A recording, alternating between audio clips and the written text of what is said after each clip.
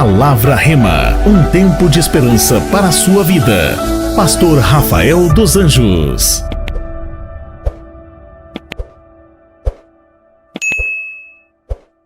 A sua oportunidade chegou. Obrigado pelo teu entusiasmo. A sua oportunidade chegou. Esse é o tema da minha mensagem hoje. Lucas 18, 35. Um texto muito conhecido, Lucas 18, versículo 35. Tem pessoas de pé lá atrás. Por favor, aqui na frente tem lugares, tá? Tem lugares aqui na frente. São poucos, mas tem. Pode sentar aqui na frente, sem problema algum. Lucas 18, 35. Deus vai nos dar um novo lugar. Obrigado pelo teu entusiasmo. Se depender da tua fé, já temos o lugar. Amém? Se prepara, meu irmão, você vai sentar. Quem chegar tarde na igreja vai ver eu assim pequenininho, ó. Porque lá no fundo da igreja você vai sentar, vai olhar, meu Deus, cadê o pastor? Só com o telão você vai conseguir ver. Escreva isso. Em nome de Jesus. Lucas 18, 35. Chegando ele perto de Jericó, quem está chegando aqui? Diga, Jesus. Chegando ele perto de Jericó, estava um cego assentado à beira do caminho mendigando. Ouvindo passar a multidão, perguntou o que era aquilo, e disseram-lhe que Jesus de Nazaré passava. Então ele clamou, Jesus, filho de Davi, tem misericórdia de mim. E os que iam à frente, os discípulos de Jesus, repreendiam-no para que se calasse. Mas ele clamava ainda mais alto, filho de Davi, tem misericórdia de mim. Versículo 40, Jesus parou hoje aqui, para ouvir o teu clamor. E mandou que lhe trouxessem o cego. Chegando ele, Jesus lhe perguntou, o que queres que eu te faça? E respondeu o cego, Senhor, eu quero ver. E disse-lhe Jesus, vê, a tua fé te salvou.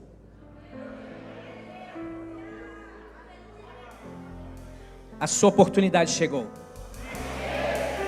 A Bíblia é muito clara nesse texto, muito simples de compreender. Havia um cego que estava na beira do caminho. Jesus está passando por ali. E ele ouve, óbvio, não enxerga, é cego. Ele ouve falar, ele pergunta o que estava acontecendo, porque havia um burbúrio ali, um barulho, uma movimentação. E ele faz um questionamento, o que está acontecendo aqui? E alguém diz, Jesus de Nazaré está passando aqui. E então ele diz o quê? Filho de Davi, tenha misericórdia de mim. E aí os discípulos começaram a dizer o quê? Cala a boca, não incomoda ele, para de gritar. Quem tu pensa que é para ir na Remanescentes? O que você está fazendo lá? Está cheio de pecado, se fazendo de santo dentro da igreja. Os discípulos estão questionando para que ele ficasse em silêncio. Quem tem filho adolescente aqui? Deixa eu ver. Você já viu o filho quando é desobediente? O seu não é o caso, aleluia. Mas quando o filho é desobediente, você diz assim, não grita. Tua filha está aí, teus filhos? Amém, olha para mim. Queridos, olha aqui. Aí você diz, não grita. Ele grita mais alto. Não faz, ele vai e faz. O cego, ele tinha a 5ª série com ele ainda. E quando o Senhor Jesus disse a ele assim, aliás, os discípulos falaram, não incomoda, para de gritar. Ele gritou mais alto, filho de Davi, tenha compaixão de mim, toca nos meus olhos, porque eu quero te ver. A primeira coisa que eu aprendo nesse texto, é que este homem estava à beira do caminho, diga comigo, beira do caminho. Vai, você jantou, diga, beira do caminho. Tem gente fazendo assim, tá bom, depois você janta. Olha aqui, esse cego, ele estava onde, igreja? Já recebe essa palavra. Vai recebendo, porque eu vou apertar o discurso daqui a pouco. Vai acabar o glória a Deus daqui a pouco. Pega essa palavra, você não foi chamado por Deus para viver na beira do caminho. Você não foi chamado, você não foi escolhido por Deus para viver à beira do caminho. Quem vive à beira do caminho não vai a lugar algum. Quem vive à beira do caminho fica estático, parado, letárgico, freado, melhor dizendo, anestesiado. Quem fica à beira do caminho não desenvolve o seu potencial. Uma vez eu fui fazer uma viagem internacional. Eu fui para o Paraguai. Tá rindo de quê? Já foi? Tá com inveja? Aí combinamos, eu, meu irmão, minha cunhada, enfim, vamos Paraguai, vamos. Nós estávamos na casa do meu pai, no litoral, e começamos a conversar. Vamos para o Paraguai? Vamos, quando? Amanhã cedo. Pegamos o carro, chegamos em Foz, encontramos um hotel e vamos ficar lá. Vamos no Paraguai comprar umas bijuterias, umas coisas lá. As mulheres, homem não compra nada no Paraguai. E aí, fomos. Aí o César, meu irmão, com o carro atrás, e eu mais à frente, tem que seguir o líder na igreja. E aí, quando a gente chegou na Polícia Rodoviária Federal, uma delas, os caras me pararam, e o César vinha mais lá atrás. Quando eu parei o carro na beira do caminho, o César passou, e ele nem olhou para o lado, com medo de parar ele também. Não havia nada ilegal. Mas, quando eu parei o carro e ele passou por mim, a sensação que eu tive foi de quê? Ele me abandonou. Ele me deixou aqui sozinho. É engraçado, mas é a sensação que a gente tem quando está na beira do caminho. Ver todo mundo passar. Todo mundo vai. Todo mundo tem oportunidade. Todo mundo cresce. Todo mundo avança. Chegou hoje, já está sentando na janela. Quem fica à beira do caminho apenas observa os acontecimentos na vida dos outros. Ele observa testemunhos iguais a esse que nós ouvimos agora, incrível. Ele observa a salvação da família do Zequinha. Ele observa tantas coisas acontecendo, as bênçãos, as vitórias, o crescimento, mas na beira do caminho ele é apenas um espectador. Ele não é participante. Jesus falou, eu tenho uma série de mensagens que em breve eu vou pregar sobre a parábola do semeador, e serão 3 ou 4 mensagens que eu quero falar sobre esse tema, mas um dos temas, a Bíblia diz que o semeador saiu a semear, e enquanto ele semeava a semente, uma parte dela caiu à beira do caminho. E o que aconteceu com aquela semente que caiu à beira do caminho? As aves vieram e comeram. Todos aqueles que estão à beira do caminho estão vulneráveis para os ataques do inimigo de Deus. Todos aqueles que estão parados, que não estão em movimento, vivem essa realidade. Quem fica à beira do caminho não pode desfrutar das bênçãos de estar no caminho. Mas Deus me trouxe aqui para dizer para alguém: você não foi chamado para ficar à beira do caminho. Você não foi chamado para ficar para trás. Diga bem alto: eu não fui chamado para ficar na beira do caminho. Vai de novo, 1, 2, 3. Tem o slide aí, coloca: eu não fui chamado para ficar aonde?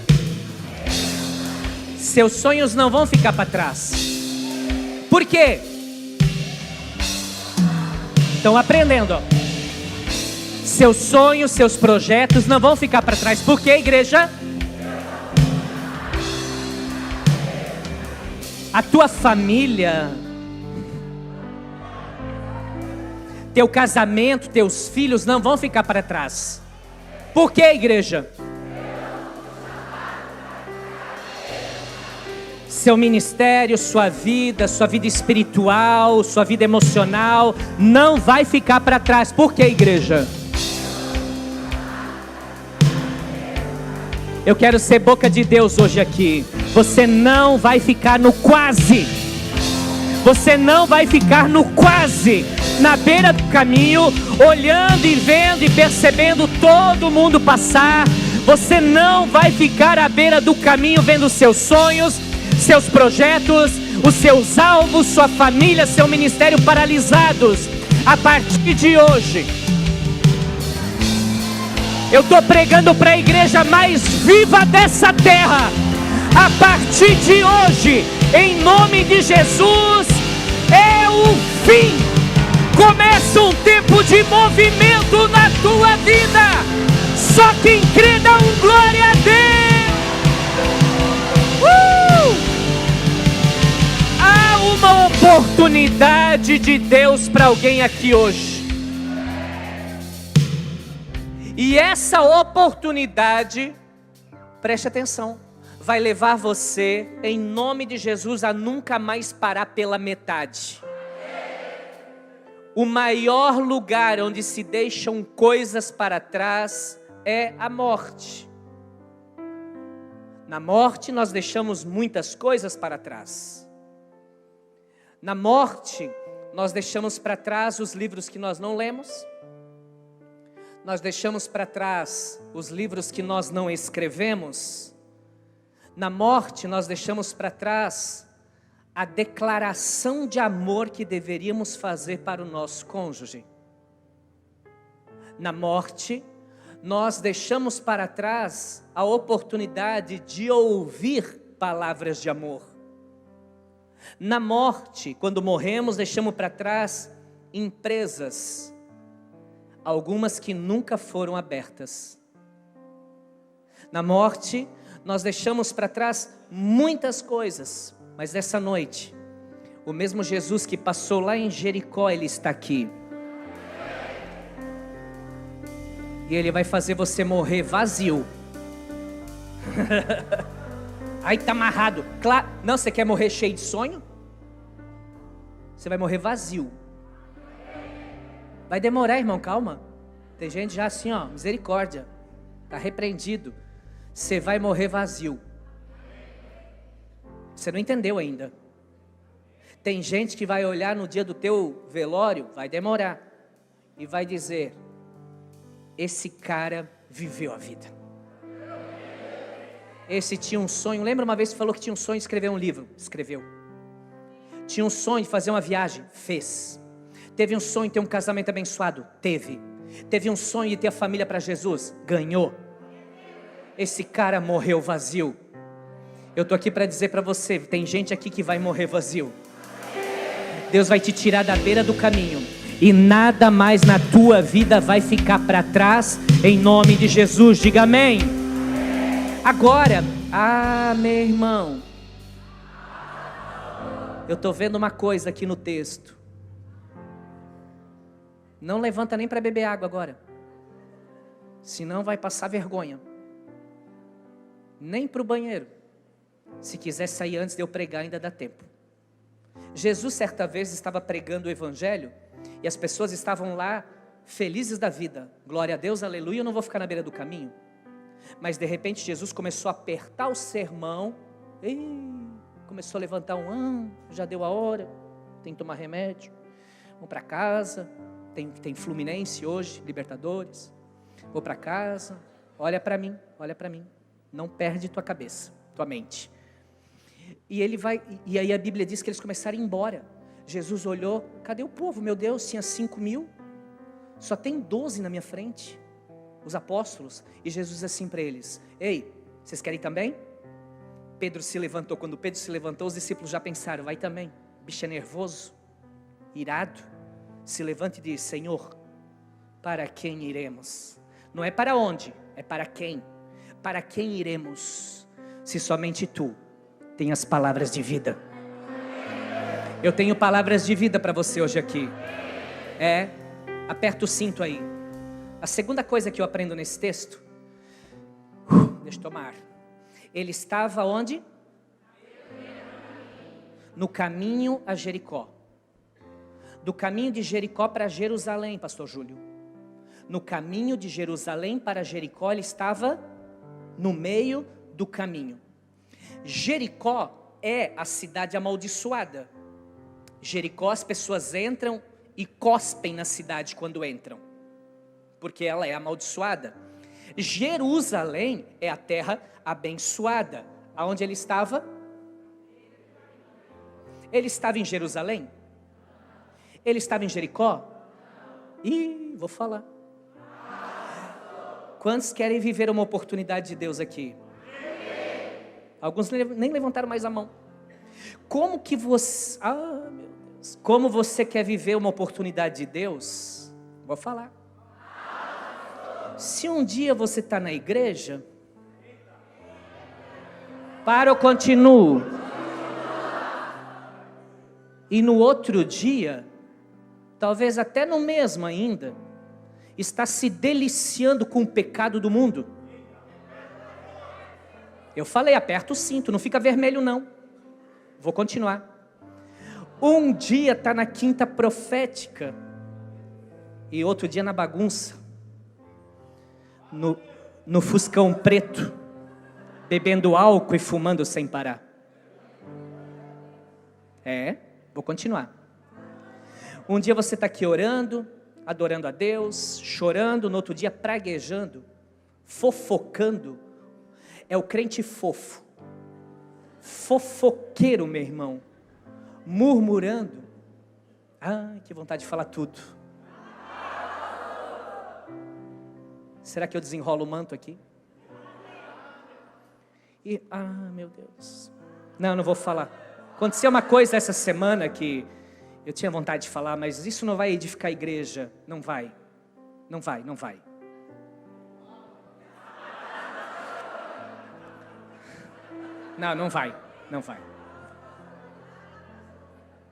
Meu irmão, tem crente que só fica de olho na nossa igreja, com todo respeito a todos os crentes.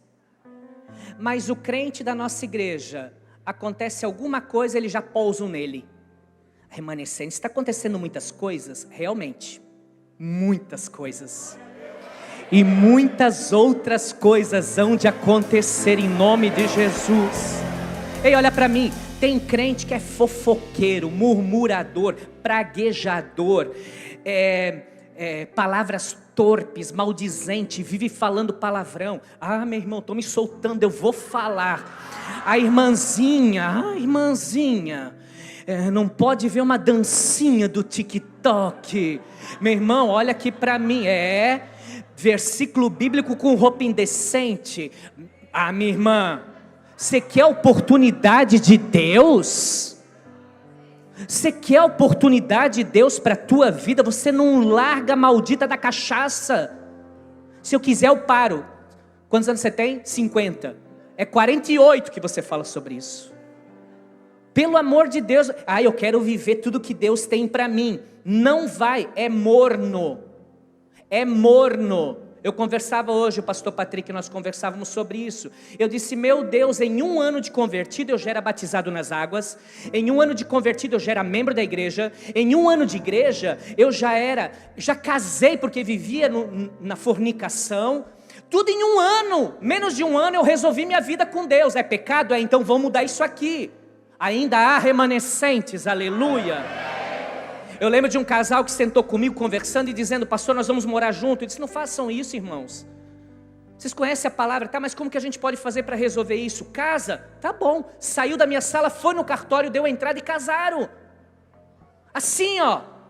E por que as pessoas hoje querem estar como Bartimeu?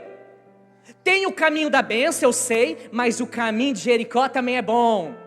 Então eu fico na metade. Tem crente em Cristo que caminha anos na igreja, ao invés de usar a expressão eu estou orando, ele fala eu estou rezando ainda. Com todo respeito, mas reza são vãs repetições. E Mateus 6 não é eu, não é remanescentes. É Jesus que diz, não useis de vãs repetições e rezas. Eu estou rezando, não, eu estou orando. Orando é orar, falar com Deus, é ter relacionamento com Deus. Tudo bem, talvez você não sabia disso, mas a partir de hoje muda. Muda, irmão. Quantos querem viver as oportunidades de Deus? Amém. Temos que mudar. Tem gente que tem um coração dobre. A Bíblia fala sobre isso em Tiago capítulo 1, versículo 8. O homem de coração dobre é inconstante em todos os seus caminhos. Não é só na igreja, em tudo na vida dele ele é assim. Tudo ele fica na beira do caminho. Tudo ele não avança, tudo ele não muda. Ah, eu não gostei. Não tem problema se você não gostou. Eu vou para outra igreja. Não tem problema. Eu estou aqui para pregar o que você precisa ouvir. E não o que você quer ouvir, querido, querida. Eu não estou aqui para encher a igreja com um discurso de palestra motivacional. Não, não, não. Eu estou aqui para pregar o evangelho. Para ver pessoas se arrependendo dos seus pecados, mudando de vida e alcançando a misericórdia de Deus. Sabe por quê? Pergunte, por quê, pastor? Porque o que eu falei para ti agora, eu não preciso mais prestar conta diante de Deus. Eu sou responsável pelo que eu falo, você é por aquilo que você ouve e vive. Diga, é forte, pastor. Bartimeu estava onde? Na beira do caminho, na metade do caminho. Sua vida era muito difícil. Sua vida era lutas diárias. Mendigo, cego, pobre, pedinte, e ainda não se decidia se queria um lado ou se queria outro. Rejeitado pela família. Nasceu e viveu em uma cidade maldita que era proibida, e de viver no meio de uma sociedade que na época ele era visto como maldito. O fato de ser mendigo, colocavam nele uma capa que identificava ele e ninguém podia chegar perto dele, porque ele era visto como maldito. Porém, diante desse cenário todo, de uma vida desgraçada, de tantas lutas, tantas dificuldades, de ouvir que Jesus estava ali, ele então tomou uma decisão. Diga, tomou uma decisão. No meio do caminho ele disse, chega, eu não quero mais essa vida. Irmão, você não tem noção da alegria que há no céu quando um pecador se arrepende dos seus pecados. Quando ele diz, deu, não vamos mais fazer isso. Acabou, eu não faço mais. Chega. Aqui em Jericó, na metade do caminho com Jerusalém, o cego diz, eu não quero mais essa vida, eu não quero mais ficar na beira do caminho, eu não quero mais viver essa vida morna, que diz que é crente. Não, eu vou lá na remanescente, tal, é legal, gosto lá da palavra, aquele louvor é um show. E que show, meu irmão?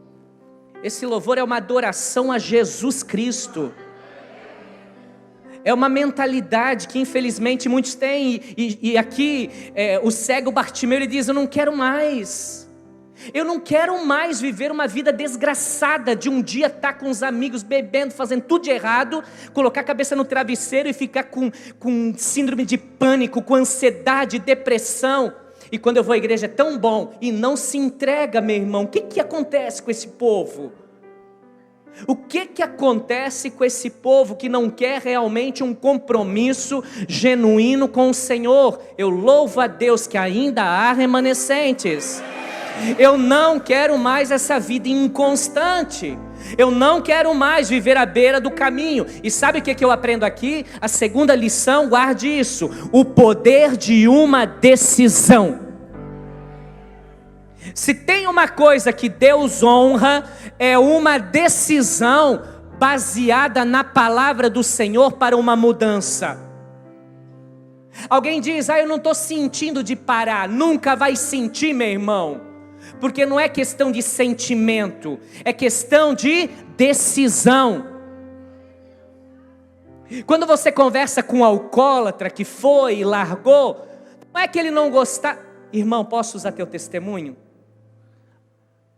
Há muitos anos que eu conheço, antes mesmo de ser pastor, eu já trabalhava numa loja e ele era nosso cliente.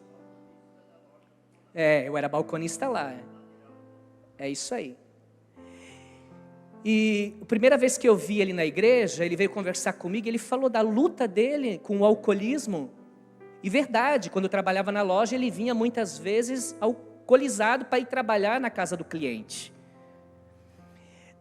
Deixou de beber porque não gostava da maldita? Não, é pinga de mim. Era bom ficar bêbado. Não fala muito alto. Senão você vai acabar com a minha palavra. É aí que tá. Era bom, mas o preço era muito alto. Muito caro. Foi perdendo a família. Graças a Deus. Que na beira do caminho ele encontrou com Jesus. Jesus mudou a vida dele. E hoje está aí. São quantos anos?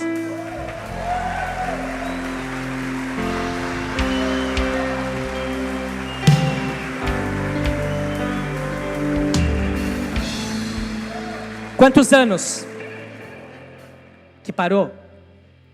20.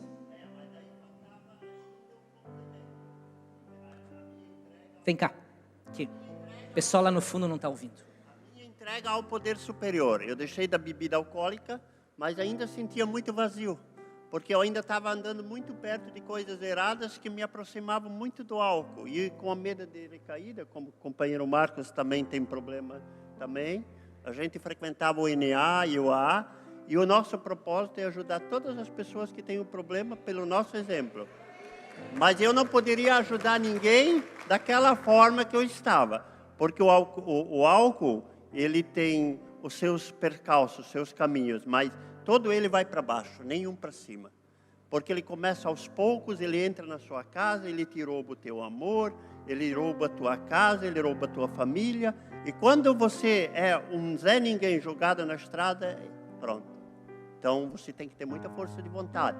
E é uma coisa que você tem que ter por toda a vida.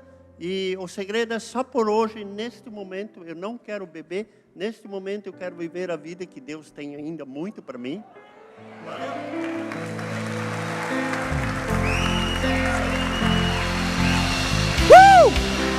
Meu irmão, é força de vontade. É poder de decisão. Eu decidi, pronto. Quem é que manda aqui?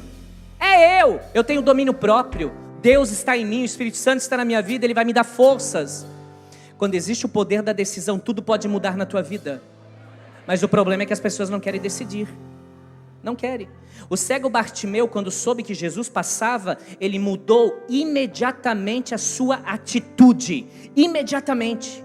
Mudou de posição, mudou de lugar, lançou a capa que identificava ele como mendigo, joga a capa fora, se posiciona e diz: Deus, chegou o dia da minha mudança.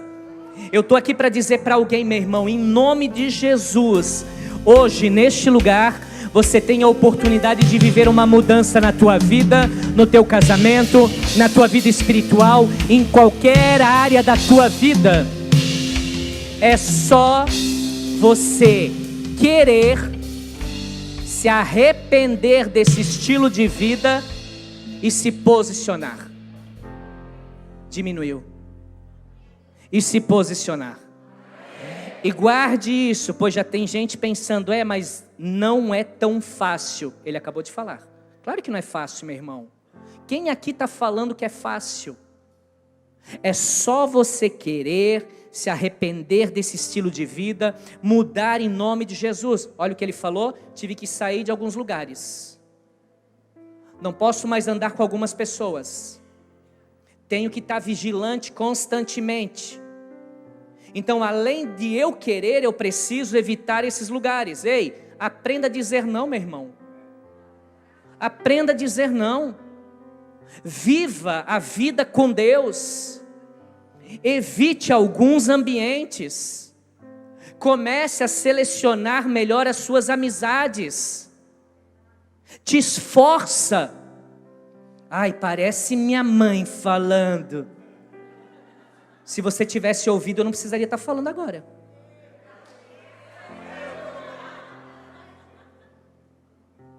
Vocês estão muito quietinhos, com os olhos arregalados. Eu profetizo Josué 1:8 na tua vida. Esforça-te, e assim diz o Senhor: eu te abençoarei. Esforça-te e eu te ajudarei. Diga amém. Meu irmão, é igual Elias.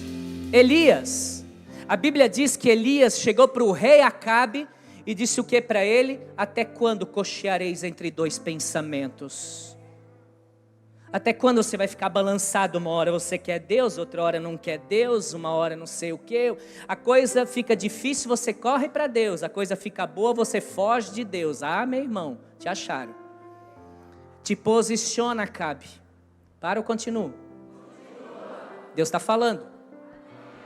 Mesmo diante de uma vida sofrida, terceiro, à beira do caminho, Bartimeu, o filho de Timeu, não deixou que as circunstâncias da vida o impedisse de raciocinar corretamente.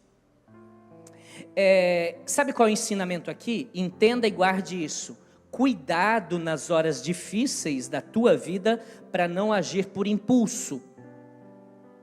O ensinamento é: as lutas que você está passando não podem roubar o seu poder de raciocínio. Não podem. A Bíblia diz que o filho pródigo, quando estava afastado do seu pai, gastando dissolutamente, acabou dinheiro, acabou tudo, e de repente ele olha para os porcos sendo alimentados, e ele teve vontade de comer as alfarrobas dos porcos. E ele diz o seguinte: quando estava com meu pai eu tinha tudo, até os servos do meu pai se alimentam melhor do que eu na condição que estou vivendo hoje. Ele caiu em si.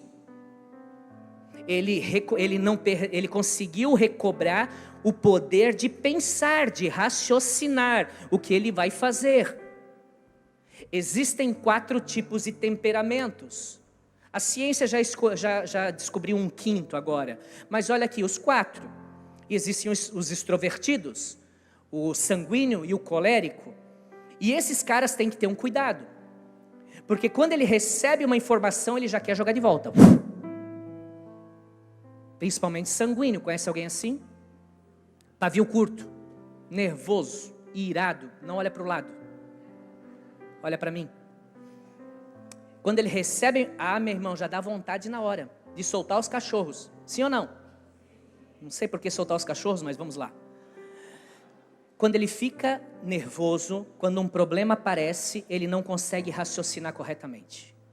Na empresa ele é cobrado, na pressão ele pede a conta. E depois, quando chega em casa, a esposa olha para ele e diz: você está louco? A gente vai viver de quê agora? Está tão difícil, já foi um pau da goiaba, eu ia dizer. Tão difícil, cada expressão, né, que a gente usa. Já foi tão difícil você conseguir esse trabalho, e agora o que aconteceu? Ele veio lá e falou para eu produzir mais, e eu não consigo, então já falei para ele: Deus te abençoe, estou indo embora. Meu irmão, calma. Ei, olha aqui, calma. Não tome decisões precipitadas. O cego estava numa condição muito difícil. E quando os discípulos falaram para ele: não incomoda, ele podia dizer: não incomoda o quê, rapaz? Vem para cá. Vamos resolver isso aqui agora. Tu é homem ou tu é um rato? Vem para cá, vamos resolver. Vocês acham que vocês mandam nele? Você acha que tu manda em Jesus? Pronto, já ia brigar com o pessoal. Jesus ia ter que desfazer a briga. Imagina o cego brigando com aqueles discípulos todos. Meu Deus, ia ser uma luta, irmãos. Aí Jesus... Mas ele não fez, por quê? Porque diante dos problemas da vida, ele não perdeu o poder de pensar corretamente. Calma, não resolve hoje. Não resolve hoje. Tem coisas que eu tenho vontade de resolver no mesmo instante. Ainda bem que o Espírito de Deus sopra e diz: não. Eu digo: sim. E ele diz: não. Fica calmo, Rafael. Calma. Espera um pouco. Não toma uma decisão em cima de um sentimento momentâneo. Você vai ter que fazer alguma coisa, mas não permita que o momento roube o seu poder de raciocinar corretamente. O que eu vou fazer? Espera aí. Não consigo pensar. Então, não age. Passar no amarelo vira vermelho e você vai ser notificado. Amarelo é atenção. Para. Na dúvida, para tudo. Não toma decisão quando você estiver muito triste, porque você vai errar. E também não tome decisões quando você estiver muito feliz. porque você também vai errar. E lá na frente você vai se arrepender. Calma, espera até o outro dia.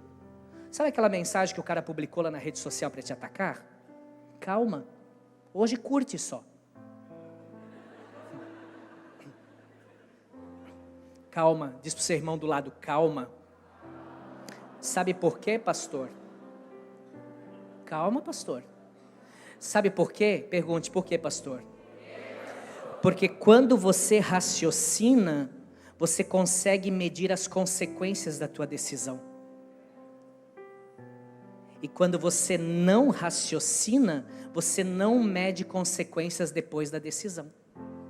Quantos aqui, sejam sinceros, em um momento de dificuldade, em um momento de pressão, tomou uma decisão, falou algo, já tem gente levantando a mão, nem esperou eu terminar meu raciocínio, falou uma coisa e se arrependeu depois?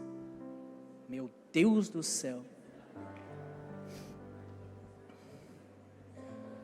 Bate na mão do seu irmão e diz assim, bem-vindo ao clube.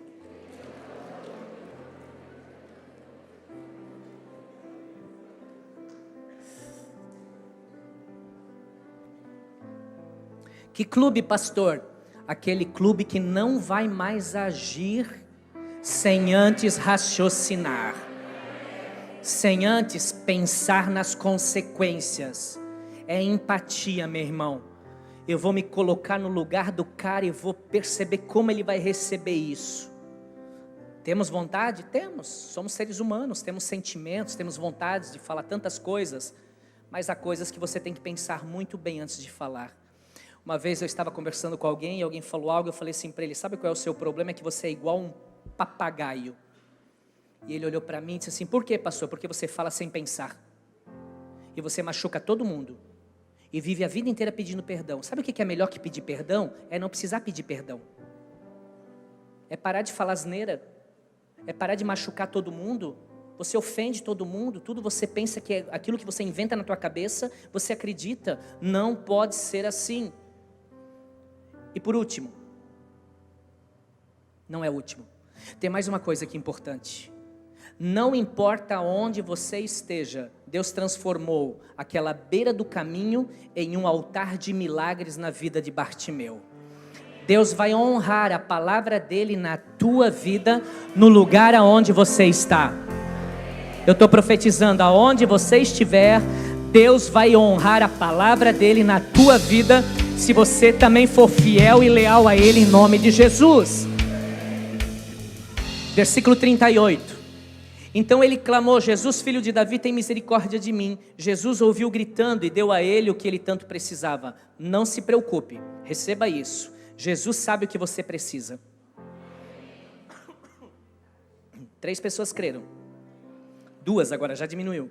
Jesus está ouvindo seu clamor.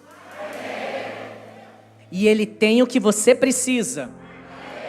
Deus nunca vai desprezar um coração quebrantado e arrependido. É isso que o salmista fala no Salmo 51. Esse cego não queria esmolas. Por quê? Porque esmolas não mudava mais a vida dele. Esse cego não queria mais uma religião, ele queria Jesus. Esse cego não queria mais a beira do caminho, ele queria um projeto de vida. Esse cego não queria mais uma vida dupla.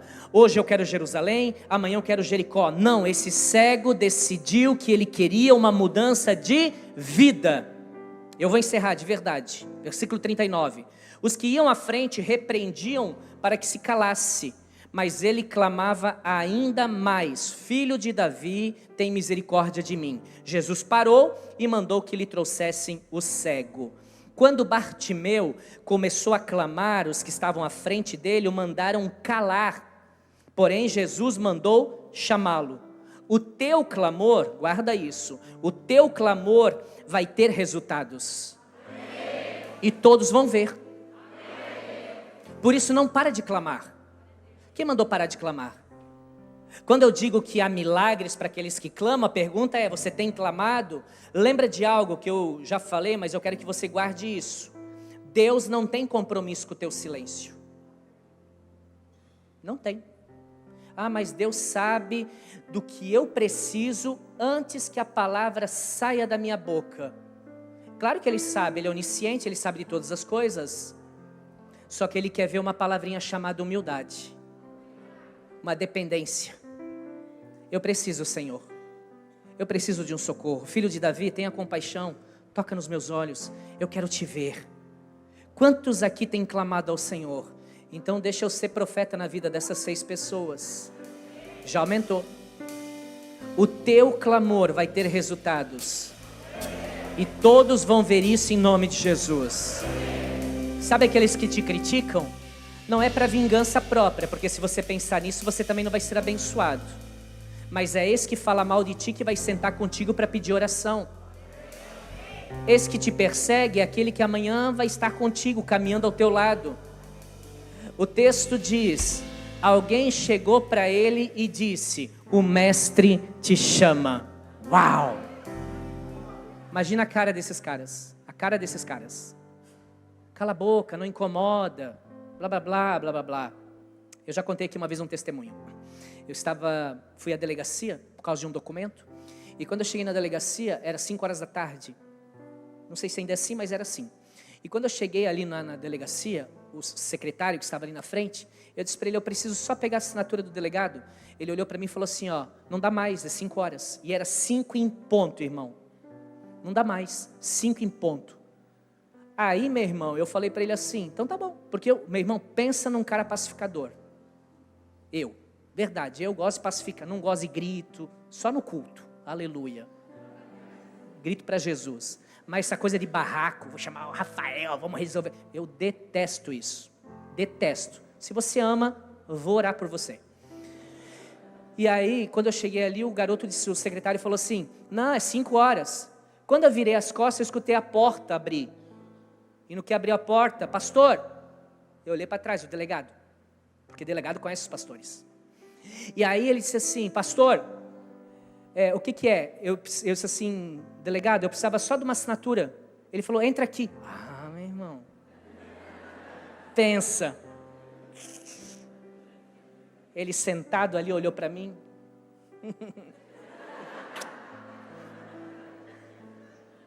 Não. Eu estou aqui para dizer para você: tem muita gente dizendo para ti: não dá mais tempo. E eu vim aqui da parte de Deus para você dizer que existe uma porta que já está se abrindo, em nome de Jesus, e que alguém vai olhar para você e vai dizer: ainda dá tempo. Tem uma oportunidade de Deus abrindo essa noite para alguém que está aqui. Eu quero ser profeta e profetizar em nome de Jesus que essa sexta-feira será o dia de grandes oportunidades para todos aqueles que creem nessa palavra e a recebem. Se você crê, fica de pé e diga: eu recebo essa palavra, e aplauda bem forte ao Senhor em nome de Jesus. Aleluia. Deixa eu orar contigo.